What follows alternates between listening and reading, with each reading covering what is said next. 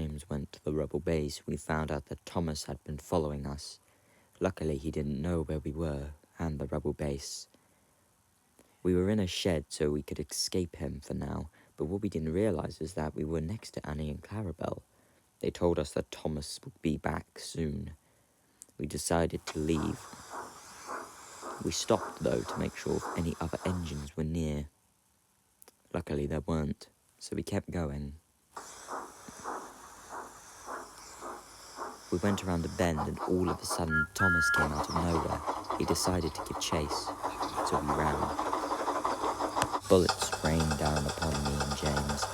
Thomas was not going to show any mercy. I was wondering if this was the same Thomas that I knew, but James said no, it wasn't. He's part of the Empire. That's when I decided to make a plan. James was going so fast, I honestly thought he was going as fast as Gordon. But when we went past the points, I had a plan. I said to James that if we can get Thomas on another line, we can probably overtake him. James knew that would work. We went past the points, and I shouted it to the signalman to switch them, so he did. We went over the points, and we stopped, waiting for Thomas. Thomas shot past us, but instantly stopped. The signalman had to change the points for him, but what Thomas didn't realize, he was going to trip him. Thomas's cab guns broke, but he was still tempted to kill us. He was going after us as forcefully as he could. The signalman switched the points for him, but we switched the other points manually. So what Thomas realized is when he went backwards, he actually got caught on a siding, giving me and James time to escape.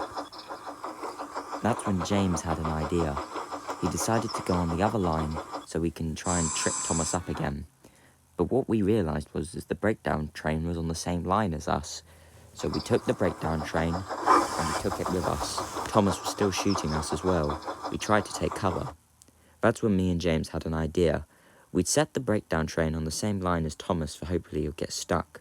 And we heard his whistle.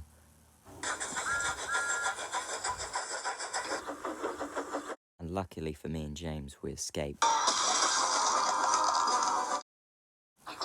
Me and James decided to keep going down the line.